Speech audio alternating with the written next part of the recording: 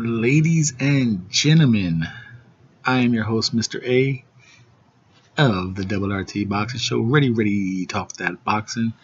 And we are talking Claressa Shields taking on another hot test. You know, she is coming out guns blazing in her early career. She's 5-0. She took on Nikki Adler. She took on Tori Nelson.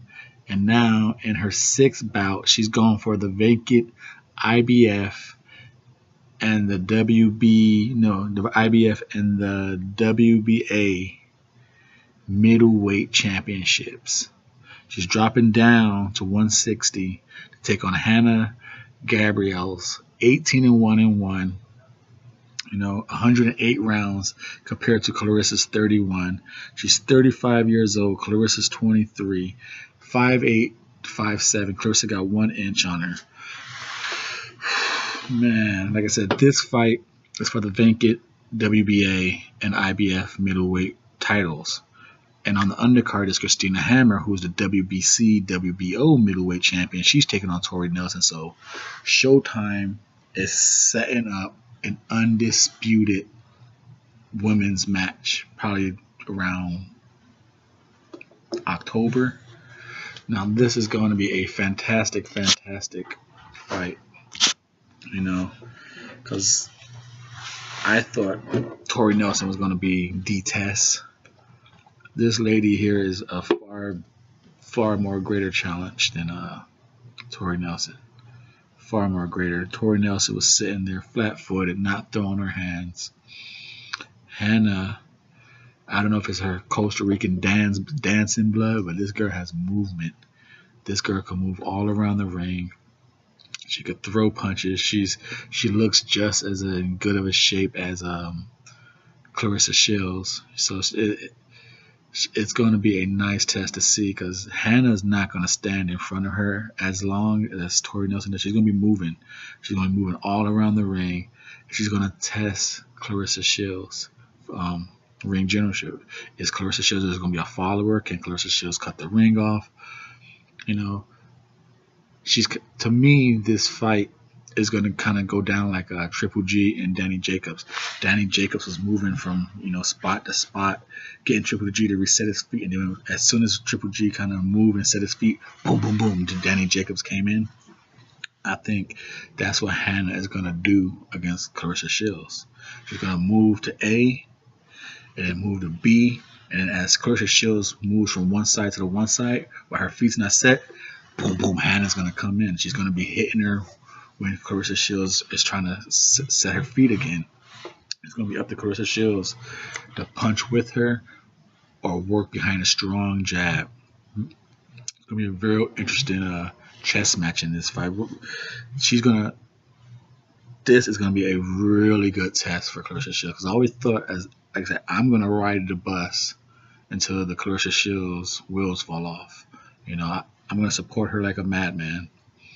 But I always said she could be hit with a jab, because she throws just with anger, and sometimes her head is there. She doesn't leave the line. She tries to knock you out with that head right there. And Hanna's going to pick that up. So I want to see if Claressa Shields got some new wrinkles in her game. Can she body hook off the line, can move her head. Because be a little more accurate with her punches. She's a little quick to want to get you out of there. And she only had 2 knockouts in her 5 victories, so she's really not beating the hell out of people. She's doing a good job. She's doing a good job though. Now, like when it comes to legs and the feet work, Hanna has better legs and the feet work all day.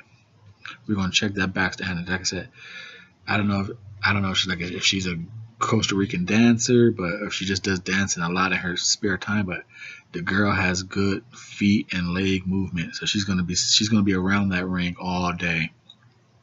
Hands down, the legs and feet work go to Hanna. Like I said, we haven't seen Claressa Shields do much ring generalship. She's always just kind of following people around, stalking them. Now defensively, Claressa Shields a high guard. She gets hit with a jab. She's subpar defensively. Like I said, she doesn't move her head movement. She's kind of a peekaboo catcher style and counter you. Well, like I said, Hanna, she be feinting, giving you different looks, changing her body, she doing all that stuff. So defensively, she's not a still target. She's hard. She's giving you a different look. I'm going to go box with Hanna. And offensively, oh man, this is a tough one, man, because Claressa Shields, she's a 1-2 machine.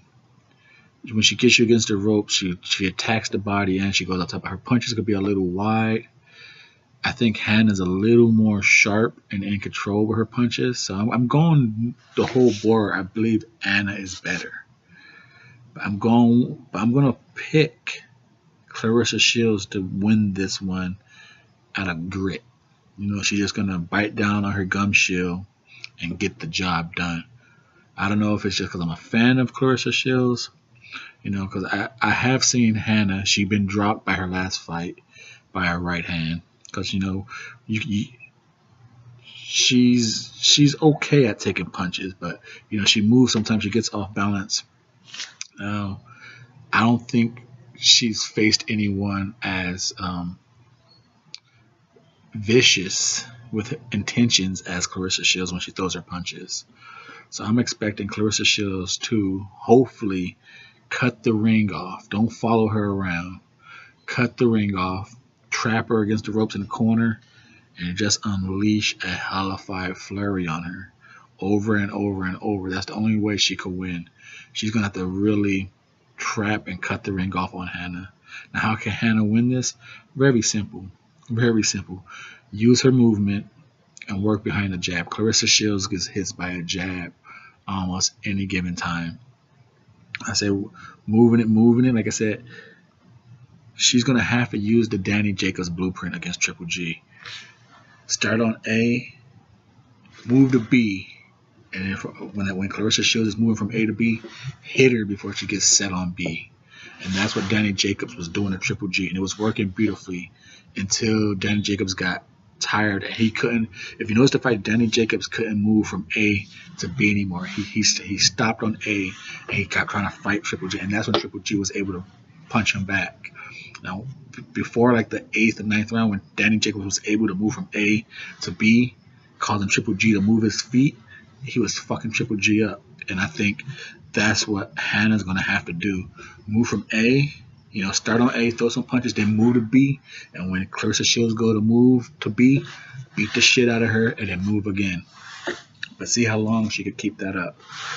But I'm going with Claressa Shields to cut the ring off and trap her against the ropes. I don't think Hanna can handle Claressa Shields' power. We'll see.